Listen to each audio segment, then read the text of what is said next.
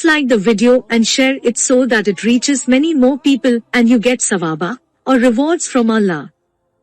This could be a sawabe jariyah or continuous reward for you long after you are gone. Volume 4, Book 52, number 272. Narrated by Al-Bara.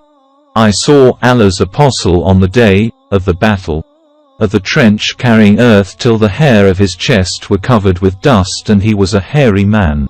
He was reciting the following verses of Abdullah bin Rawaha. O Allah, were it not for you, we would not have been guided, nor would we have given in charity, nor prayed. So, bestow on us calmness, and when we meet the enemy, then make our feet firm, for indeed, yet if they want to put us in affliction, i.e. want to fight against us, we would not flee but withstand them. The Prophet used to raise his voice while reciting these verses. See Hadith number 432, Volume 5. Volume 4, Book 52, number 273. Narrated by Jarrah. Allah's apostle did not screen himself from me since my embracing Islam, and whenever he saw me he would receive me with a smile. Once I told him that I could not sit firm on horses. He stroked me on the chest with his hand and said, O Allah, make him firm and make him a guiding and a rightly guided man. Volume 4, Book 52, number 274. Narrated by Abu Hazim. The people asked Sa'al bin Sa'd as Idi, with what thing, medicine, was the wound of Allah's apostle treated? He replied, there is none left, living, amongst the people who knows it better than. Ali used to bring water in his shield, and Fatima, i.e. the Prophet's daughter, used to wash the blood off his face. Then a mat, of palm leaves, was burnt and its ash was inserted in the wound of Allah's apostle. Volume 4, Book 52, number 275. Narrated by Abu Burda. That his father said, the Prophet sent Mu'a and Abu Musa to Yemen telling them, treat the people with ease and don't be hard on them. Give them glad tidings and don't fill them with aversion. And love each other, and don't differ. Volume 4, Book 52, number 276. Narrated by Al-Bara bin Azib. The Prophet appointed Abdullah bin Jubair as the commander of the infantry men, archers, who were 50 on the day of the battle of Uhud.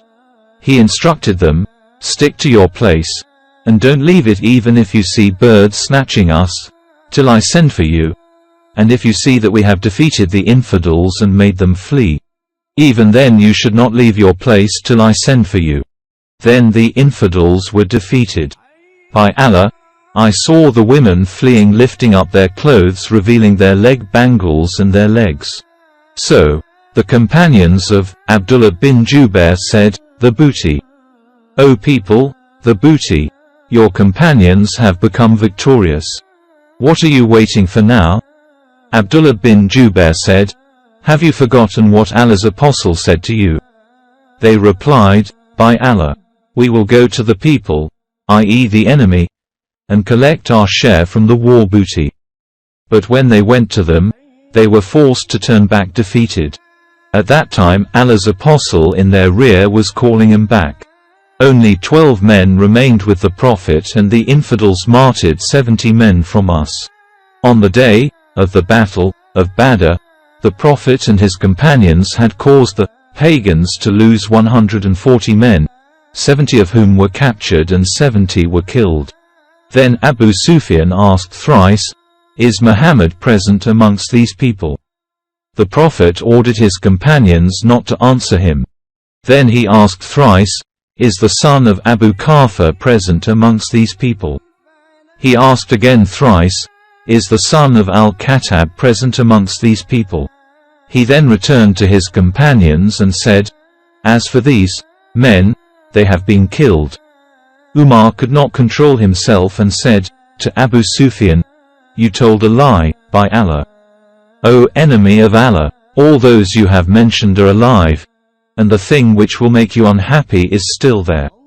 Abu Sufyan said, Our victory today is a counterbalance to yours in the battle of Badr, and in war, the victory is always undecided and is shared in turns by the belligerents, and you will find some of your killed men mutilated, but I did not urge my men to do so, yet I do not feel sorry for their deed." After that he started reciting cheerfully, "O Hubal, be high." 1. On that the Prophet said to his companions, "Why don't you answer him back?" They said, "O Allah's Apostle, what shall we say?" He said, "Say, Allah is higher and more sublime." Then Abu Sufyan said, "We have the idol, Al-Uzza, and you have no Uzza." The Prophet said to his companions, "Why don't you answer him back?" They asked, "O Allah's Apostle, what shall we say?" He said, "Says Allah is our helper and you have no helper." Volume 4, Book 52, number 277. Narrated by Anas. Allah's Apostle was the most handsome, most generous and the bravest of all the people.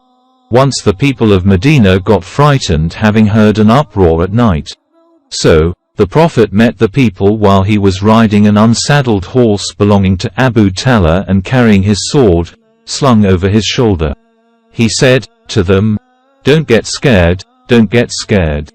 Then he added, "I found it, i.e. the horse, very fast." Volume 4, Book 52, number 278. Narrated by Salama. I went out of Medina towards Al-Ghaba. When I reached the mountain path of Al-Ghaba, a slave of Abdur-Rahman bin Auf met me. I said to him, "Woe to you! What brought you here?" He replied, "The she-camels of the Prophet have been taken away." I said, "Who took them?" He said, "Ghatafan and Fazara." So, I sent 3 cries, "O Sabaha H! O Sabaha!" so loudly that made the people in between its, i.e. Medina's, 2 mountains hear me. Then I rushed till I met them after they had taken the camels away. I started throwing arrows at them saying, "I am the son of Al-Aqwa, and today perish the mean people." So, I saved the she-camels from them before they, i.e. the robbers, could drink water. When I returned driving the camels, the Prophet met me. I said, "O Allah's Apostle, those people are thirsty and I have prevented them from drinking water, so send some people to chase them." The Prophet said, "O son of Al-Aqwa, you have gained power over your enemy, so forgive them. Besides, those people are now being entertained by their folk." Volume 4, Book 52, number 279. Narrated by Abu Ishaq. A man asked Al-Bara, "O Abu Umara, did you flee on the day of the battle of Hunain?" Al-Bara replied while I was listening, "As for Allah's Apostle, he did not flee on that day."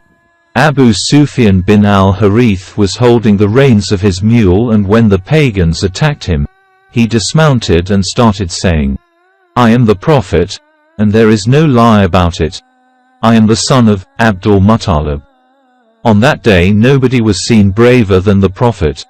Volume 4, Book 52, number 280. Narrated by Abu Sa'id al-Khudri.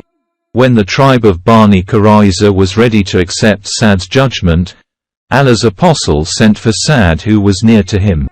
Sa'd came, riding a donkey, and when he came near, Allah's Apostle said to the Ansar, "Stand up for your leader." Then Sa'd came and sat beside Allah's Apostle, who said to him, "These people are ready to accept your judgment." Sa'd said, "I give the judgment that their warriors should be killed and their children and women should be taken as prisoners." The Prophet then remarked, "O Sa'd, you have judged amongst them with, or similar to, the judgment of the King Allah."